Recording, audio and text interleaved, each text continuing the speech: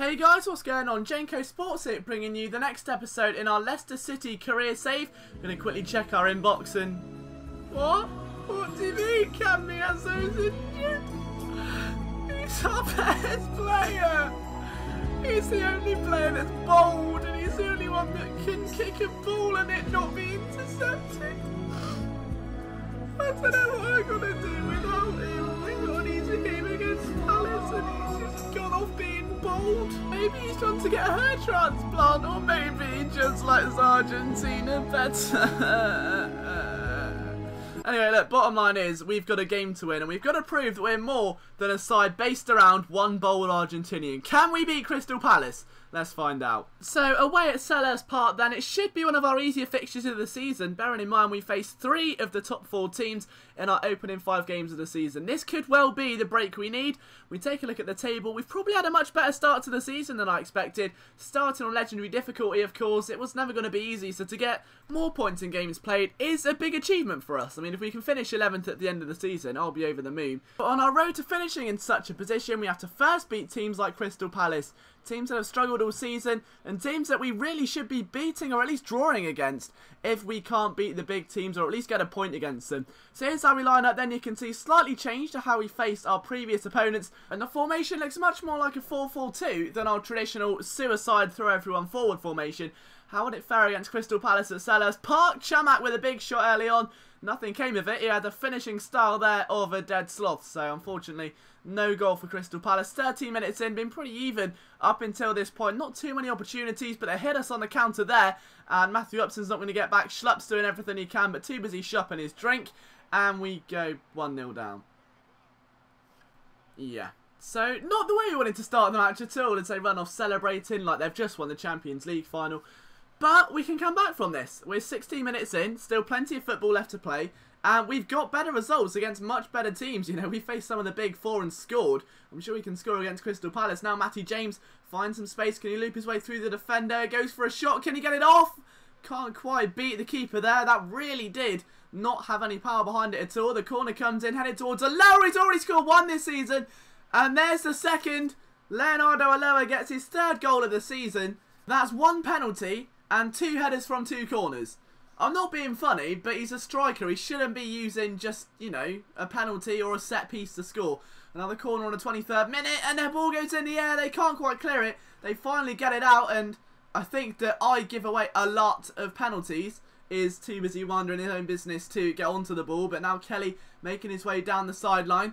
Cuts back, waiting for support to hit us on the counter, but by then we've already got the army of gold behind the halfway line, so shouldn't really fall susceptible to a counter attack. But bear in mind, I'm awful at defending at this game, especially on legendary as well. As you can see there, Man United concede against West Ham. Eder Valencia getting the goal, so big result there for West Ham considering we pushed them to a 2-1 loss. For West Ham to be getting a draw at the moment, it is a good result and maybe a sign of weakness in the Man United squad.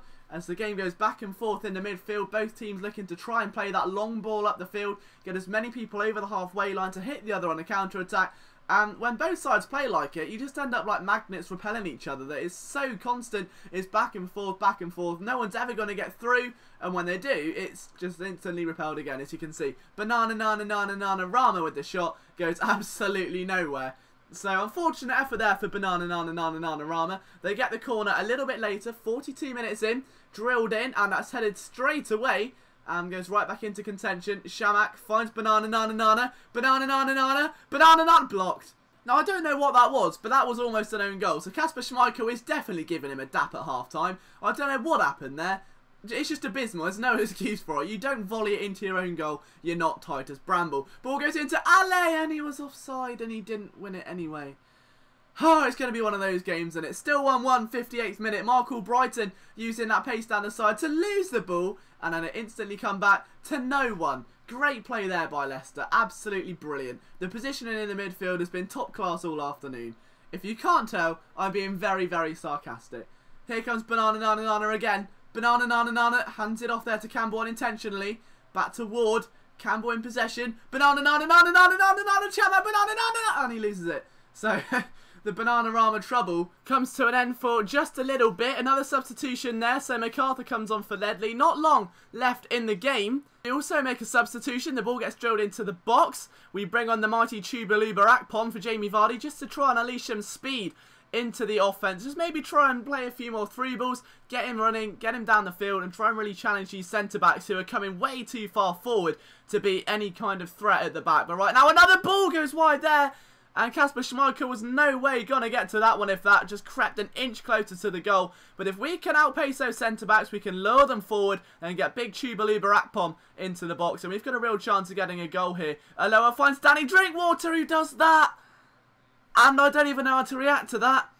That's like, you go to a restaurant with a girl, you buy her food, she likes the food and offers you to go home with her. You get home with her and you tell her you're gay. That's just what's happened. Danny Drinkwater has literally friend-zoned himself in front of the goal. So the free kick comes in from Palace, and unfortunately for them, it's not going to go in, and the match ends at a 0-0 draw. So was it a good result? Yeah and no. Could it have been better? Definitely. But again, I don't want to preach on about always taking the positives, but we didn't lose. We've got a point. It's still early days in the season. We don't know if Palace could have emerged to be some sort of threat in the mid-table. But what we do know is that they've got more experience in the Prem than us. And right now, as long as we're not last and we're out of the relegation zone, we're doing something right. So a point at the moment is something to be cherished, I'd say. We're sitting in mid-table. We're doing alright. Thank you so much for tuning in. From myself, Jenko Sports, please hit the like button if you've enjoyed the episode. I'll see you next time.